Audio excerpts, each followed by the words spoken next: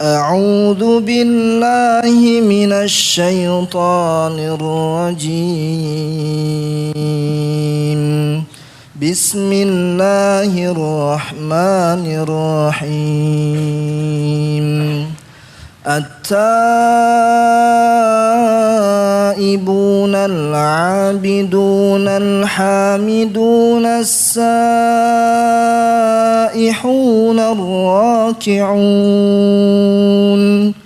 الراكعون الساجدون الآمرون بالمعروف والناهون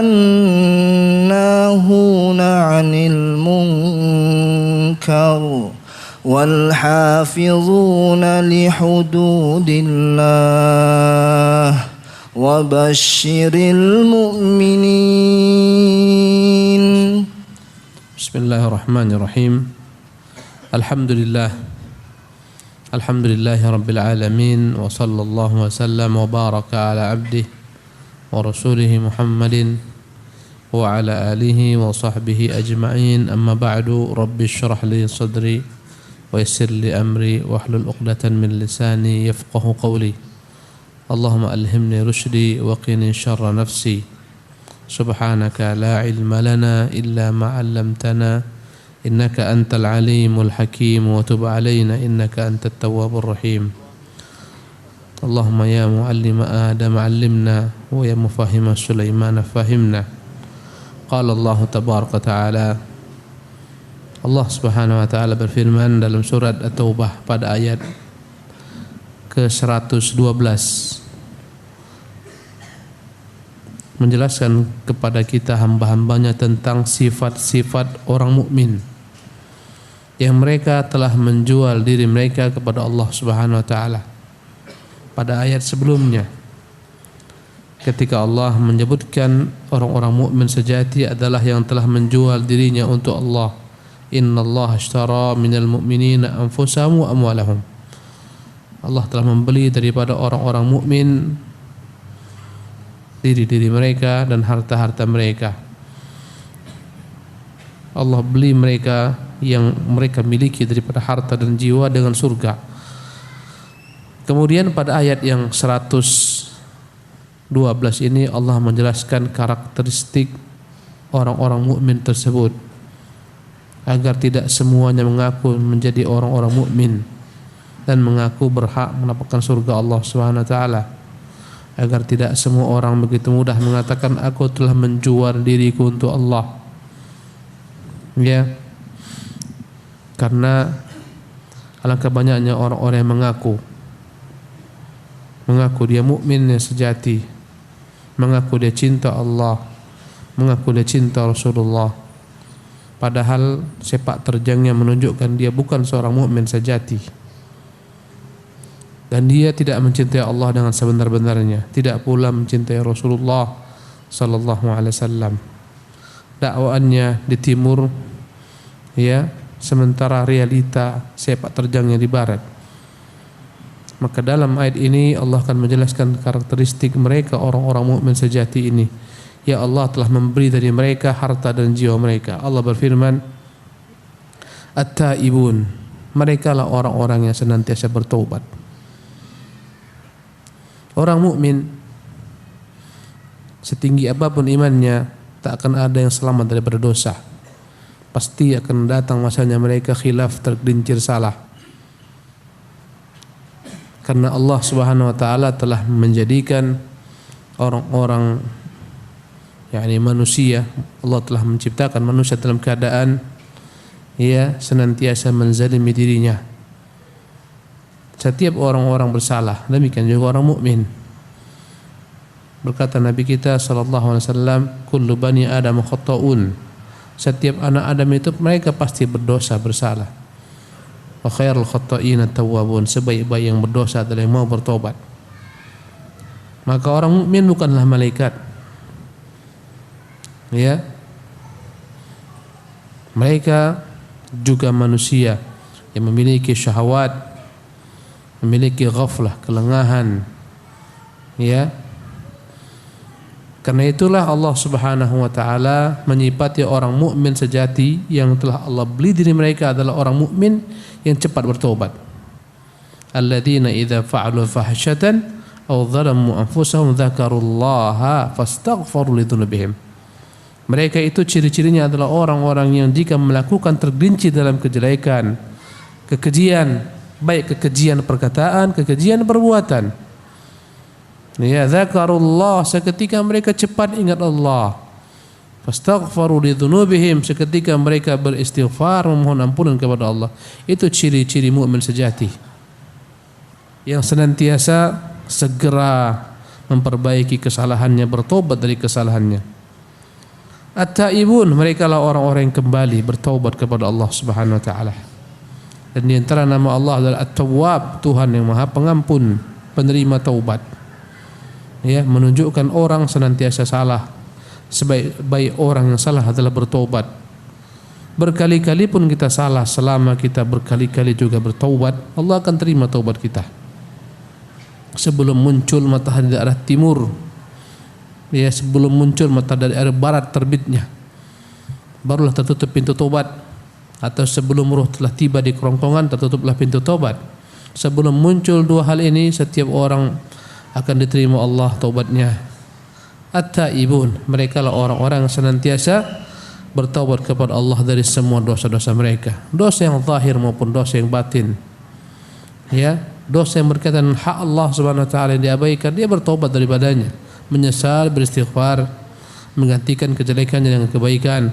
Dosa yang berkaitan dengan makhluk, seketika dia perbaiki.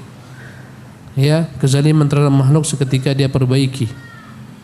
Jika harta, maka dia pulangkan kepada pemilik-pemiliknya yang berhak. Ya, dengan itulah taubatnya diterima oleh Allah Subhanahu wa taala. Jikalau kehormatan diri seorang mukmin, maka seketika dia perbaiki, minta maaf, membersihkan nama baik seorang mukmin, dan begitulah seterusnya. At-taibun, maka ciri-ciri mereka adalah orang yang senantiasa bertobat kepada Allah Subhanahu wa taala, meninggalkan segala macam bentuk dosa-dosa. Al-abidun, mereka lah ahli ibadah yang senantiasa beribadat menyembah Allah Subhanahu wa taala, yang senantiasa menjaga ibadah mereka kepada Allah Subhanahu wa taala. Segala macam ibadah mereka, baik ibadah berupa ibadah yakni perkataan, mereka berusaha jaga. Perbuatan, mereka berusaha jaga. Ya, karena ibadah itu bisa dalam bentuk af'al, perbuatan, bersedekah, berinfak, af'al. Bisa berbentuk aqwal, perkataan, nasihat, ya, amar ma'ruf, nahi munkar, tilawatul Quran, zikrullah tabaraka taala. Ini adalah aqwal. Maka mereka adalah orang senantiasa berupaya menjaga ibadah mereka, segala macam bentuk ibadah, baik berupa perkataan-perkataan sifatnya maupun perbuatan-perbuatan. Ya, al-abidun, al-hamidun. Dan di antara bentuk ibadah yang berupa perkataan adalah pujian, memuji Allah. Al-hamidun, inilah ciri-ciri orang mukmin sejati yang telah menjual dirinya kepada Allah. Mereka adalah ahli ibadah, sebelumnya mereka adalah ahli taubah, berikutnya mereka adalah ahli alhamdi. Ahli, yakni mereka adalah orang-orang yang senantiasa memuji Allah Subhanahu wa taala. Al-hamidun, orang-orang yang senantiasa memuji Allah Subhanahu wa taala. Ya, memuji Allah atas segala macam limpahan karunia dan rahmatnya, mengembalikan segala macam bentuk pujian kepada Allah. Ini ciri-ciri orang mukmin. Ya, tatkala mereka melakukan segala macam bentuk aktivitas ibadah, mereka kembalikan pujian kepada Allah. Ya Allah, semua ini kulakukan dan mampu kukerjakan karena Engkau semata ya Tuhan. Engkau lah yang memberikan kepadaku ilham, Engkau lah yang memberikan kepadaku taufik, Engkau lah memberikan kepadaku i'anah, sehingga aku mampu mengerjakan aktivitas ibadah ini. Maka bagimu segala puji. Inilah ciri-ciri orang mukmin sejati. Alhamdulillah, memuji Allah Subhanahu wa taala. Di balik di balik hal ini, rahsia di balik mereka memuji Allah Subhanahu wa taala agar jangan sampai mereka kagum dengan amal ibadah mereka. sehingga memulangkan segala macam bentuk aktivitas ibadah mereka kepada diri mereka seolah-olah merekalah segalanya. Padahal kita tak mampu bergerak tanpa dengan izin Allah. Tanpa dengan taufik Allah tabaraka taala tak akan mungkin kita hadir di masjid ini sekarang.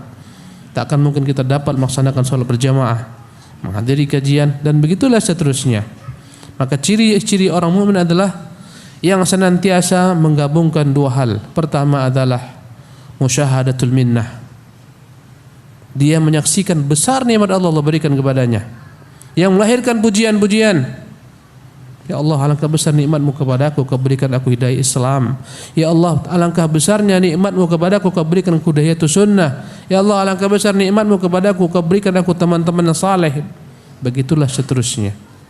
Dia mempersaksikan alangkah banyaknya nikmat Allah berikan kepadanya. Di antaranya adalah Allah mudahkan mereka dalam beribadah. Musyahadatul minnah dari kata-kata alhamidun. Yang kedua, musyahadatul taqsir. Dia selalu melihat dirinya tak sempurna dalam beramal ibadah, sehingga senantiasa melahirkan taubat, terucap kata-kata astagfirullah setelah berbuat kebaikan, astagfirullah setelah salat, astagfirullah, astagfirullah, astagfirullah, karena dia menganggap tak sempurna salatnya. Segala macam aktivitas ibadah yang dia lakukan dia anggap tak pernah ada yang sempurna utuh. Karena itulah dia senantiasa merasa bersalah, selalu bertaubat kepada Allah. Ini ciri-ciri mukmin sejati, berbuat amal saleh dan bertaubat kepada Allah. Ciri-ciri mukmin sejati. Jadi inilah disebut dengan nama musyahadatul taqsir. Ini terambil daripada kata-kata at-taibun. Jadi at-taibun, al-abidun, al-hamidun adalah hal yang tak akan dapat dipisahkan. Mukmin sejati yang senantiasa menggabungkan antara taubat, ya, karena tak sempurna melaksanakan aktivitas ibadah dalam pandangan matanya, ya, bertaubat kepada Allah Subhanahu wa taala, kemudian memuji Allah Subhanahu wa taala atas segala limpahan karunia-Nya. Sebagaimana Al-Qayyim menyebutkan dua hal ini dalam kitabnya Al-Wabilus Sayyib. Dengan inilah ibadahnya akan benar. Kurang satu saja cacat. Andai kata hanya ada padanya alhamdu, ya, dia puji Allah Subhanahu wa taala atas segala macam bentuk kenikmatan, dia dapat melaksanakan ibadah. Kurang padanya musyahadatul taksir, akan melahirkan ujub. Oh, aku udah banyak ngaji, aku udah lama duduk di kajian. Oh, masya Allah, aku sekarang udah ikut sunnah. Oh, sekarang aku tak cingkrang lagi. Sekarang aku tak isbal lagi. Sekarang aku udah melihara jenggotku. Sekarang aku udah pakai hijab. Sekarang. Ini musyahadatul minnah. Jika tak diiringi dengan musyahadatul taksir, muncullah ujub. Subhanallah. Ya. Maka dua hal ini adalah yang harus selaras. Boleh juga dikatakan digabungkan antara khauf dan raja. Ya. Jemaah yang dimuliakan Allah Subhanahu wa taala. Jadi inilah karakteristik orang-orang yang telah menjual diri mereka kepada Allah. Taubat, ibadah. Yang ketiga, memuji Allah Subhanahu wa taala. Dan pujian bagian daripada ibadah-ibadah qauliyah. Alhamdulillah. Ya. Memuji Allah Subhanahu wa taala atas segala macam limpahan karunia-Nya. Kemudian as-saihun, mereka lah orang yang senantiasa bersiahah, dan ulama bersesi makna siahah. Sebagian mengatakan siahah adalah berpuasa. Maka makna as-saihun, mereka lah orang senantiasa berpuasa. Ya, ini ciri-ciri mereka. As-saihun, as-saimun. Ya. Mereka berusaha beribadah dalam bentuk menahan diri mereka daripada syahwat yang mereka gandrungi dalam bentuk puasa. Ya. Dan betapa besarnya puasa itu mengekang syahwat manusia. Karena itulah Nabi menganjurkan para pemuda yang tak mampu menikah agar berpuasa. Ya. Ya ma'syarasy syababi man istata'a minkumul ba'ata falyatazawwaj. Wahai para pemuda yang telah mampu menikah, menikahlah. Fa innahu aghaddu lil basar, dia lebih baik mensucikan pandangan mata. Wa ahsanu lil farj, lebih mensucikan kemaluan. Faman lam yastati' fa alaihi bis shaum, yang belum mampu hendaklah berpuasa. Maka puasa begitu kuat efeknya untuk memperkecil syahwat yang tidak terkontrol. Karena itulah kita melihat pada bulan Ramadan ketika orang berpuasa, kemungkaran mengecil. Subhanallah, kejahatan mengecil. Dan sebagian ulama menafsirkan as-saihun, as-siyaha adalah al-jihad. Mereka lah orang senantiasa berjihad. Ya, berjihad meninggikan kalimat Allah Subhanahu wa taala dengan pedang-pedang mereka, dengan senjata mereka, menjaga wilayah kaum muslimin. Inilah makna as-siyaha. Ya. Dan kedua-duanya benar. Ada secara bahasa mana saha yasihu, berjalan di muka bumi. Ya, fasihu fil ard. Ada kesalahan dari sebagian orang menafsirkan siyaha adalah bertapa. Bertapa, menyendiri dia di gunung-gunung, beruzlah. Namanya apa? Beruzlah. Dalam Islam uzlah itu dilarang. Tak boleh orang menyendiri. Kecuali pada zaman fitnah. Ya, zaman fitnah yang begitu dahsyat, yang melantahkan agama seorang mukmin. Ketika itu hendaklah dia berhijrah meninggalkan fitnah, menyelamatkan agamanya. Ya. Ketika itu baru disyariatkan untuk beruzlah, menyendiri. Dan uzlah ini, siyaha ini begitu digandrungi oleh kaum sufi. Karena itulah tak heran jika mereka membuat banyaknya rumah-rumah suluk di tempat-tempat yang sunyi. Ya, di hutan-hutan, tempat-tempat yang jauh daripada pemukiman. Ya. Padahal hakikatnya uzlah tersebut dianjurkan ketika memang begitu dahsyatnya fitnah, ketika seorang tak lagi dapat menegakkan amar ma'ruf nahi mungkar, ketika seorang akan berbahaya baginya agamanya jika dia bertahan. Ketika itulah baru dia disuruh untuk meninggalkan manusia, beruzlah. Berkata Rasulullah sallallahu alaihi wasallam, yushaku an yakuna khairu malir rajul ghanam. Akan datang masanya sebaik-baik harta seorang adalah kambing-kambing yang dipelihara. Yatba'u biha sya'afal jibal. Dia gembalakan kambing-kambing tersebut di gunung-gunung, di puncak-puncak gunung. Wa mawaqi'al qadar, di oase-oase yang ada padanya air, tempat-tempat yang jauh dari keramaian. Tengah-tengah padang pasir yang ada padanya oase. Yafirru bidinihi minal fitan. Dia melarikan diri, membawa dirinya agar selamat daripada fitnah. Ini nanti masanya. Ya, sekarang belum. Kalau anda kata sudah berlaku ini, enggak ada kajian di masjid ini. Mana si fulan? Lagi di gua. Apa ya dia? Beruzlah. Enggak di sini kita kumpulnya. Ke arah Barelang sana kumpulnya. Subhanallah. Belum masanya. Ya. Nabi yang mulia SAW menganjurkan kita agar bersatu, bercampur baur dengan manusia. Tatkala kita bisa memberikan bagi mereka pengaruh dan bersabar dengan perangai mereka dibandingkan orang yang meninggalkan manusia. Nabi kita bersabda, alladzi yukhalitun nasa. Orang-orang yang mau bercampur dengan manusia, wa yasbiru ala adahum, sabar dengan apa yang mereka dapat dari manusia. Perangai manusia jelek-jelek, sabar dia. Diajak orang sabar, dicemooh sabar, dikucilkan orang sabar. Ya, yasbiru ala adahum, kadang-kadang disakiti fisiknya, sabar. Khairun, lebih baik minal ladzi la yukhalitun nas, dibandingkan orang-orang muslim mukmin yang tak mau bercampur baur dengan manusia. Ya, ini kata Nabi yang mulia sallallahu alaihi wasallam. Maka makna siyaha yang benar bukanlah bertapa seperti ini. Ya, meninggalkan manusia. Tapi maknanya adalah berpuasa. Maknanya adalah berjihad di jalan Allah Subhanahu wa taala. Dia berjalan dalam rangka jihad menuju Allah Subhanahu wa taala. Dia berjalan menuju Allah dalam bentuk ibadah puasa. Dan setiap orang sedang berjalan menuju Allah Subhanahu wa taala, setiap kita. Kemudian berikutnya ar-raki'un as-sajidun. Mereka lah orang-orang yang senantiasa rukuk dan sujud. Rukuk adalah ibadah yang masuk dalam gerak-gerik salat. Tidak ada rukuk ibadah secara sendirian. Enggak boleh antum, aku mau salat, mau rukuk lah. Rukuk kawan. Kenapa kau rukuk? Allah puji orang-orang yang rukuk. Salah paham. Ada orang ibadahnya sujud. Sujud itu tidak ibadah secara sendiri. Dia ibadah ketika masuk dalam salat. Ya. Ketika Allah menyebutkan ar-raki'un as-sajidun, orang-orang yang ruku, orang-orang sujud, menunjukkan bahwasannya hayatul ruku'i was sujud, gerak-gerik orang ketika ruku dan sujud adalah merupakan gerak-gerik yang luar biasa. Menunjukkan itulah inti-intinya salat, ruku, sujud. Ya, farka'u ma'ar raki'in. Rukuklah bersama orang-orang yang ruku.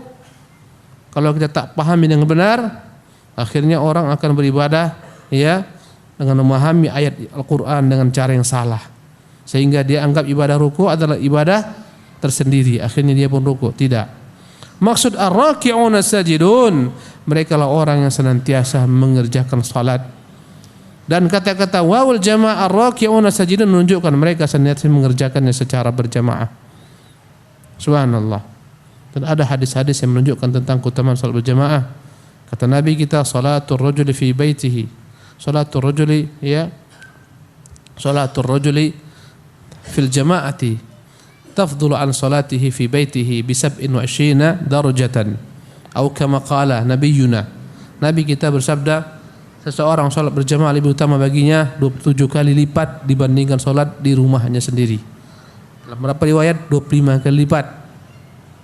Ya, orang yang logikanya sehat akan mengambil keuntungan lebih besar daripada keuntungan sedikit. Jika saya katakan, jika kau pergi ke Batam Center kau dapat untung 27 kali lipat dari seluruh harga barang-barang yang kau jual sekarang. Tapi jika kau jual di Batu Haji cuma satu keuntunganmu, maka dia akan berlomba menuju Batam Center. Itu orang yang pintar dalam bab dunia. Memang untuk bab dunia orang semua pintar, tapi untuk bab akhirat hanya Allah, orang-orang yang Allah rahmati yang pintar.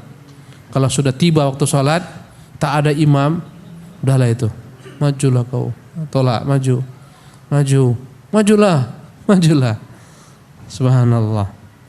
Kalau sudah masanya naik khotib ke mimbar, khotibnya tak datang, dah mulailah itu, majulah. Subhanallah. Coba dibilang kau maju nanti kau dikasihkan uang sekian. Naik kau jadi khotib, kau dibelikan rumah, berlomba orang. Tapi karena hitung-hitungannya akhirat, ya, maka orang akan zuhud terhadap perkara-perkara semacam ini. Kenapa kau salat di rumah? Kan tak apa, yang penting sah. Kenapa tak berjamaah? Itu kan sunnah muakkadah dalam mazhab Syafi'i. Pintarnya Masya Allah. Sunnah muakkadahnya itu, Ustaz, tak wajib, janganlah dipaksa-paksa kita. Subhanallah, engkau kurang berakal. Ya. Dalam bab dunia, andai kata kau disuruh pilih, mau diberikan kepadamu 27 juta apa 1 juta, mana kau pilih? 27 juta lah Ustaz, pintar kau. Dalam bab agama, bodoh. Subhanallah, begitulah kita. Ya. Allahumma musta'an. Ar-raki'un as-sajidun al-amirun. Al-amiruna bil ma'rufi wan nahuna 'anil munkar. Ciri-ciri orang mukmin yang telah menjual dirinya untuk Allah, mereka lah yang menegakkan amar ma'ruf nahi munkar. Inilah ciri-ciri mereka. Menunjukkan mereka saleh bukan untuk diri mereka saja, salihun wa muslih, baik dan memperbaiki manusia. Dan ini menunjukkan orang yang saleh sendiri dia tak selamat. Yang selamat adalah orang salihun fi nafsihi, muslihun li ghairihi. Saleh dalam dirinya dan dia berusaha untuk mensolehkan orang lain. Dan mensolehkan orang lain jalannya adalah dakwah. Dakwahnya dua, kalau bukan amar ma'ruf nahi mungkar. Ya. Inilah ciri-ciri orang yang menjual diri mereka kepada Allah. Dan dalam rangka dakwah inilah kita akan mendapati berbagai macam kecaman, cemoohan, dikucilkan dakwah. Kata Syekh Utsaimin, jalan dakwah bukan jalan ditaburi dengan bunga-bunga. Tidak. Subhanallah. Tapi benar-benar ditaburi dengan berbagai macam ya cobaan dan ujian. Itulah dakwah yang hak. Dakwah yang hak bukan kita sekedar dengar kajian, ketawa-ketawa, pulang habis semuanya bekas pun tak ada. Bukan itu dakwah. Dakwah merubah manusia. Ya, dari jelek menjadi baik. Dari terjebak dalam perkara-perkara haram sehingga meninggalkan perkara-perkara haram. Terjebak dalam kesyirikan, meninggalkan kesyirikan kepada tauhid. Terjebak dalam bid'ah, meninggalkan bid'ah kepada sunnah. Itulah dakwah. Dan itu berat. Karena itulah ketika Allah SWT menceritakan kepada kita, ketika Luqman menasihati anaknya, Luqman memerintahkan anaknya untuk menegakkan amar ma'ruf nahi munkar. Berkata Luqman kepada anaknya, ya, wa'mur bil urfi, wa'mur bil ma'rufi wanha 'anil munkari wasbir 'ala ma adhak. Hendaklah kau bangun, ya, ajak manusia untuk berbuat perkara-perkara kebaikan, cegah manusia daripada perbuatan-perbuatan mungkar, wasbir 'ala ma adhak, dan bersabarlah engkau dengan segala sesuatu yang menyakitimu. Inilah jalan dakwah. Tak akan ada jalan dakwah itu ditabur dengan bunga-bunga, enggak ada. Pasti akan ditaburi dengan berbagai macam duri-duri, ujian-ujian, cobaan-cobaan. Itulah jalan para nabi. Dengannya digantung sebagian para nabi, dengannya dipenggal sebagian para nabi. Yahya, subhanallah, Yahya Nabi Zakaria digergaji, Nabi Yahya dipenggal kepalanya. Subhanallah. Inilah jalan dakwah. Ya. Maka andai kata antum melihat dai yang benar-benar dai adalah dai yang ingin mengobati penyakit masyarakat, bukan ikut masyarakat. Masyarakat pasien, dai tabib. Subhanallah. Karena penyakit dua, ada penyakit fisik, ya, itu tabibul abdan, larinya kepada para, ya, para dokter-dokter badan. Yang kedua, penyakit-penyakit hati, rohani, kejelekan, dosa-dosa, kemaksiatan. Ini harus kembali kepada tabibul qulub. Dan tabibul qulub ini, dokter hati ini adalah para ulama, para duat. Andai kata pasien datang ke dokter, dokter tanya, pasien, kau mau obat apa? Terserah Pak Dokter lah. Enggak, terserah kau aja. Oh, berarti bukan dokter kau ini. Apa mau makan aja? Oh, bukan dokter dia. Subhanallah. Ya, dokter itu akan mengatakan pasien, ini penyakitmu loh. Kau hindari A, B, C, D. Kau makan ini, jangan kau makan. Ini obat, makan. Ini pahit loh obatnya. Resiko kau tahankan, tanggung. Itu dokter. Ya. Kalau andai kata dokter yang abal-abal, pokoknya kau makan obat yang enak-enak lah semua. Ya. Apa kau mau? Rendang, hantam. Subhanallah. Pokoknya kau senang. Subhanallah. Begitulah dakwah. Dakwah bukan membuat orang senang. Dakwah meluruskan pemahaman orang yang salah. Itulah dakwah. Dan resikonya tentunya adalah mungkin kecaman, cemoohan. Dan itu jalannya para nabi. Nabi berdakwah bukan diberikan kepadanya hadiah. Subhanallah. Nabi berdakwah, segala macam datang kepada Nabi yang mulia SAW. Bahkan beliau hampir dibunuh salawatu rabbi wa salamu alaihi. Ketika sedang sujud, diletakkan di punggung Nabi SAW kotoran-kotoran isi perut unta. Subhanallah, isi perutnya dengan anak-anaknya mati dalam semua diletakkan di atas punggung Nabi SAW. Salwa jadur bahasa Arabnya. Itu risiko dakwah. Alhamdulillah antum belum pernah sedang sholat diletakkan di punggung antum kotoran-kotoran kambing. Belum pernah kan? Alhamdulillah. Nabi berdakwah di Taif bukan dapat hadiah, bukan dapat amplop, bukan dihantar pakai mobil ber-AC. Subhanallah. Sampai di Taif dilempari Nabi yang mulia SAW pakai batu. Allahu Akbar. Sampai beliau lari SAW terbirit-birit, sembunyi Nabi yang mulia SAW. Ini jalan dakwah. Ya. Jadi itu enggak usah terpengaruh. Dai 5 juta umat enggak usah terpengaruh. Dai 100 juta umat enggak usah terpengaruh. Dai menyuruh manusia kepada kebaikan, meskipun di kampung-kampung sana, di pelosok-pelosok dusun sana, itulah dai yang sebenarnya, yang hakiki. Subhanallah. Al-amiruna bil ma'ruf wan nahuna 'anil munkar. Dan harus digabungkan antara amar ma'ruf nahi munkar. Sebagian kelompok-kelompok dakwah anti yang namanya mungkar. Jangan larang-larang orang lah. bahaya. Ajak aja mereka kepada kebaikan, ajak aja mereka sholat, ajak ini, jangan dilarang, biar dia aja. Tak mungkin dua-duanya digabungkan, amar ma'ruf nahi mungkar. Tak bisa orang hanya sekedar diajak untuk berbuat ma'ruf. Yang penting kau sholat, riba hantam aja, tak apa. Korupsi biar, yang penting sholat. Tak bisa. Karena dalam Islam ada perintah, ada larangan. Perintah itulah namanya amar ma'ruf, larang itulah namanya nahi mungkar, harus dicegah. Orang pakai jimat, jangan salah-salahkan orang. Yang penting aja mereka sholat.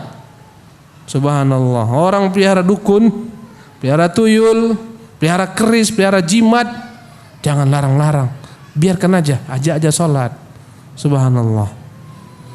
Maka dakwah yang hak, inilah dia konsekuensinya. Ada amar ma'ruf nahi mungkar. Ketika kita ajak orang kepada kebaikan, itu tantangan. Ngajak orang, ya Pak sholat, tantangan. Mencegah orang daripada perbuatan mungkar, tantangan berat. Ya akhi, ini haram, tak boleh, berat. Subhanallah. Inilah dakwah yang hak, amar ma'ruf nahi mungkar. Ya, dia harus benar-benar buka semuanya, tak ada ketika itu dia tahan-tahan. Ini gimana Ustaz? Haram, tak boleh. Ya. Jadi makan dari mana saya Ustaz? Terserah dari mana kau makan, itu urusanmu, tapi ini haram pekerjaanmu. Subhanallah. Ya. Maka tak ada basa-basi. Ini kan kawan, janganlah bilang haram. Tak ada cerita. Subhanallah. Inilah dakwah yang hak. Karena itulah wajar jika dakwah ini mendapatkan cobaan rintangan. Sulit ngajak orang itu, sulit. Mencegah orang itu sulit. Ya subhanallah. Karena itulah mereka disifati dengan al-amiruna bil ma'ruf wa nahuna 'anil munkar, karena mereka tahu risiko dakwah. Ya. Kemudian kata Allah Subhanahu wa taala, wal hafizuna li hududillah. Mereka itulah orang-orang yang senantiasa menjaga hukum-hukum Allah, batasan-batasan Allah Subhanahu wa taala. Subhanallah. Mereka dakwah manusia, amar ma'ruf nahi mungkar, dalam diri mereka selalu melihat batasan-batasan agama. Karena sebagian orang paling lihai dakwah, amar ma'ruf nahi mungkar, dirinya rusak. Subhanallah. Maka ciri-ciri orang mukmin yang telah menjual dirinya dengan Allah Subhanahu wa taala, menselaraskan antar dakwahnya dengan perbuatannya. Kemana-mana kor-kor, amanah, dia pengkhianat. Subhanallah. Ya, bagaimana mungkin dakwah diterima? Kemana-mana berkuar-kuar tentang haramnya berdusta, dia pendusta. Karena itulah ciri-ciri mereka yang telah menjual diri mereka untuk Allah. Al-amiruna bil ma'ruf wan nahuna 'anil munkar wal hafizuna li hududillah. Mereka benar-benar menjaga larangan Allah. Oh ini haram, dia berhenti. Oh ini halal, oh ini wajib, ini sunnah, dia perhatikan. Hidupnya bagikan dalam penjara yang selalu dilihat. Oh ini tak boleh kulanggar, ini tak boleh.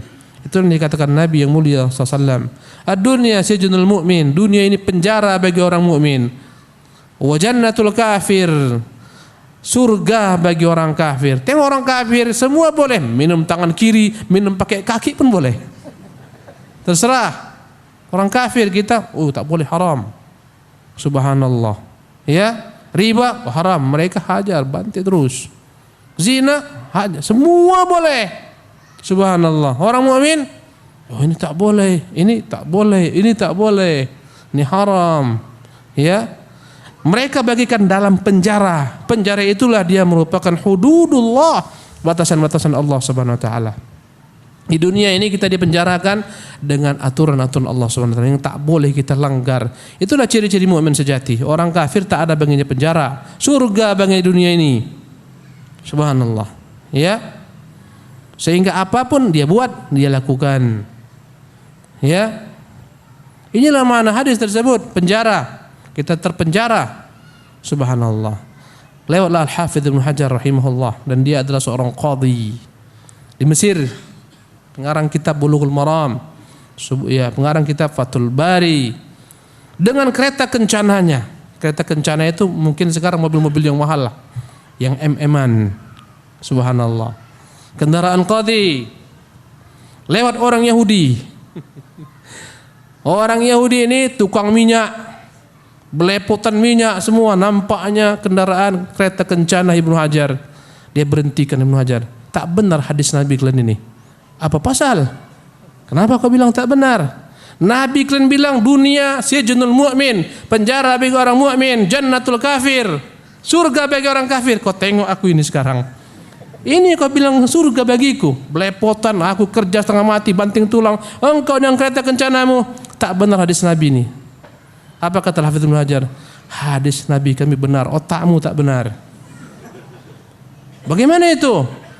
Kau ini azab yang kau rasakan di dunia ini sungguh surga bagimu di dunia ini dibandingkan dengan azab yang kau tunggu nanti di akhirat. Sekarang kau belepotan minyak segala macam sampai hidupmu Senin Kamis kau makan, ini masih surga bagimu di dunia ini dibandingkan dengan tempatmu kelak di neraka.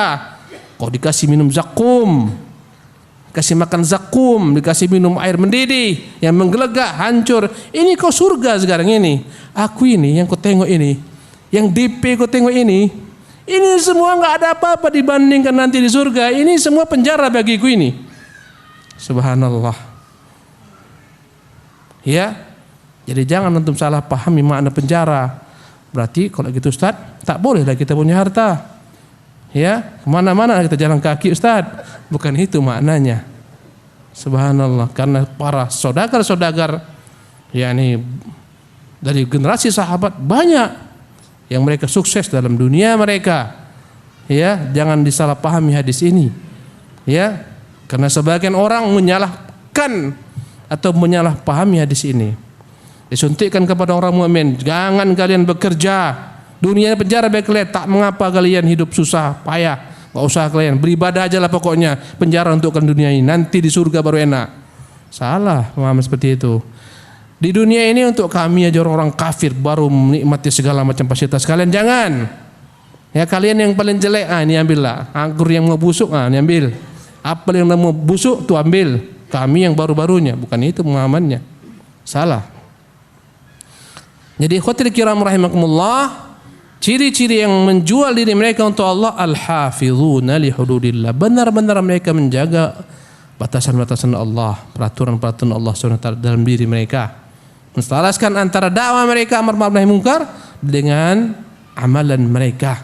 Subhanallah, alangkah beratnya menselaraskan perkataan dengan perbuatan. Berat. Karena itu Allah SWT mencela orang-orang yang tak selaras antara perkataan dengan perbuatan. Ya ayyuhalladzina amanu lima taquluna ma la taf'alun. Wahai orang-orang beriman, mengapa kau katakan apa yang tidak kau lakukan? Berat sekali. Kemudian terakhir Allah SWT mengatakan untuk mereka ini wabasyiril mu'minin. Berikanlah berita gembira kepada orang-orang mukmin. Orang mukmin bagaimana? Orang mukmin seperti ini. Seperti apa yang tadi? Subhanallah. Apa yang tadi? Baca lagi tadi. At-taibun, al-abidun, as-saihun, ar-raki'un, as-sajidun, al-amiruna bil ma'ruf wan nahuna 'anil munkar wal hafizuna li hududillah. Inilah mukmin sejati. Mukmin katanya salat aja tak pernah kecuali raya. Syukur-syukur Jumat. Subhanallah. Mana mukmin? Tadi dikatakan as-saihun berpuasa. Mukmin katanya. Orang puasa dia merokok lagi. Bukan makan, merokok. Kalau makan masih mendingan. Merokok membahayakan orang lain di bulan Ramadan. Subhanallah. Ya. Apa agamamu? Islam lah. Kenapa kau tak puasa? Nanti ajalah. Subhanallah. Ya, yang penting hari raya aku ikut. Subhanallah. Jadi ikhwatul kiram, kalau mau tahu siapakah ya Allah, beritakan bagi mereka berita gembira. Wa basyiril mu'min dalam ayat ini adalah kalimat-kalimat sebelumnya. Untuk orang-orang semacam itu bergembiralah mereka. Mereka yang telah menjual diri mereka untuk Allah Subhanahu wa taala. Demikianlah kajian kita ikhwatul kiram malam hari ini. Satu ayat, semoga bermanfaat. Insyaallah kita lanjutkan di kesempatan yang akan datang. Ini ada sejumlah pertanyaan ya, yang dapat saya jawab. Ada waktu sekitar 5 menit lagi.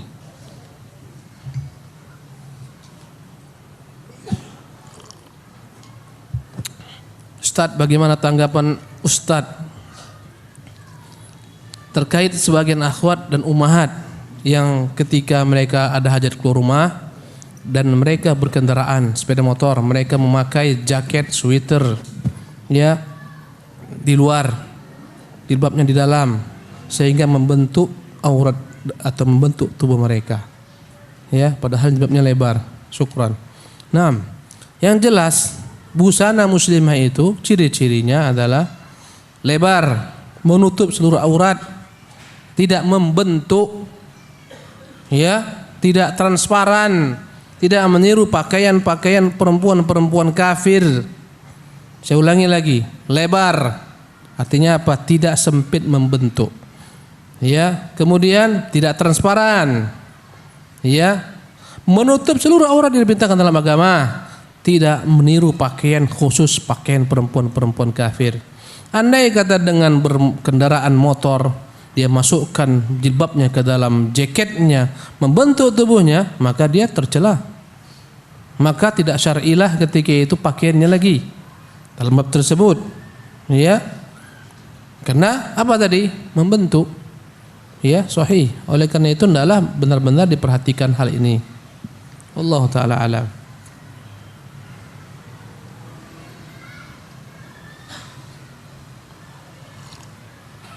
Dari mana kita tahu taubat kita diterima? Satu. Dari mana kita tahunya ya? Dari syarat-syarat taubat. Kalau terpenuhi berarti taubat antum diterima Allah Subhanahu wa taala. Apa itu syarat taubat? Pertama, an-nadam, menyesal. Ya, ketika ingat menyesal, ya Allah, terjadi ini denganku, ya Allah, ampunkan aku. Sungguh aku benar-benar sadar itu salah, ya Allah. Maafkanlah aku. Aku minta ampun, ya Allah. Menyesal. Kadang-kadang melahirkan apa? Air mata.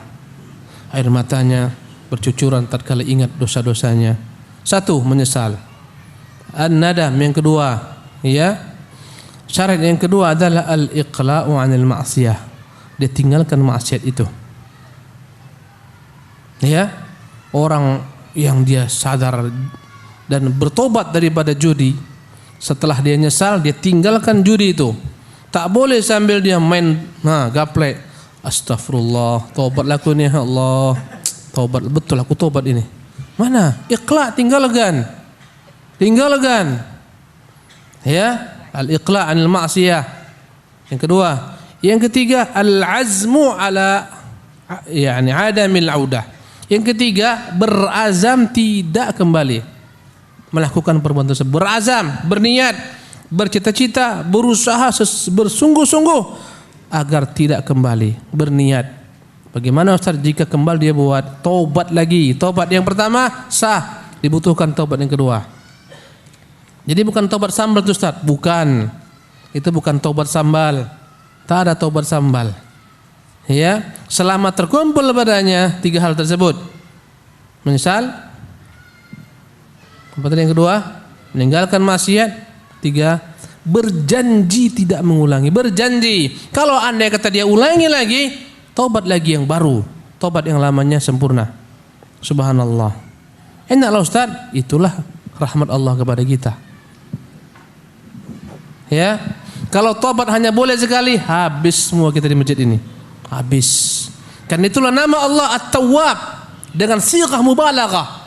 Artinya yang zat yang selalu menerima tobat. Ya. Karena itulah nama Allah Ghaffar, sighah mubalaghah yang selalu menerima maghfirah, permintaan maaf hamba-hambanya.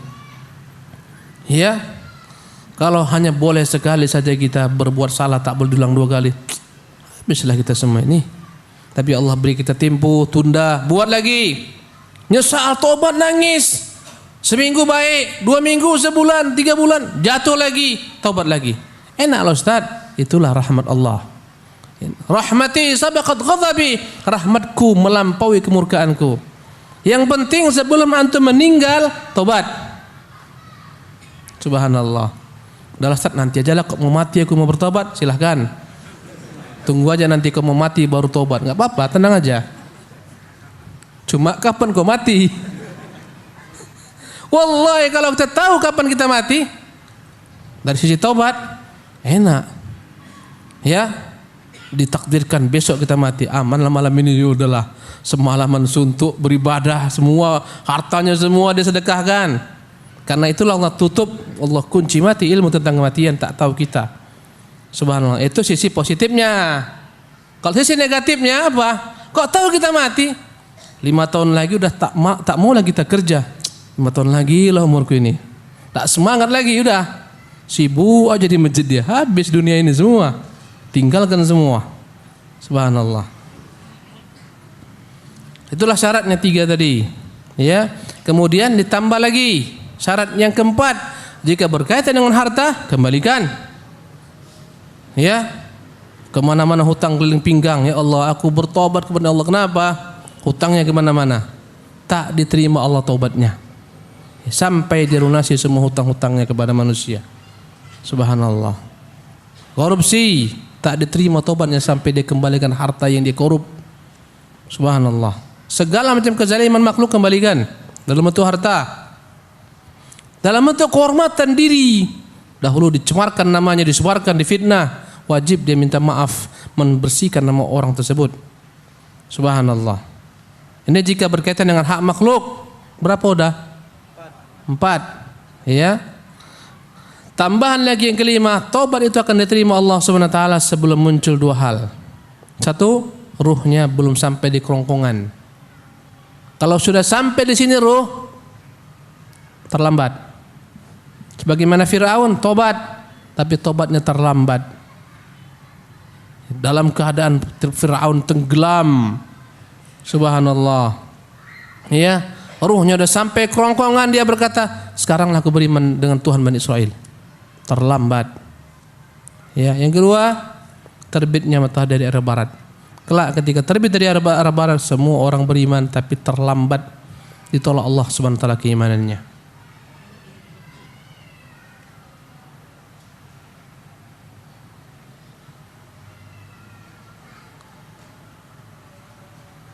Ini yang payah nih. Dari mana kita tahu doa-doa kita diterima oleh Allah Subhanahu wa taala? Di antaranya diwujudkan.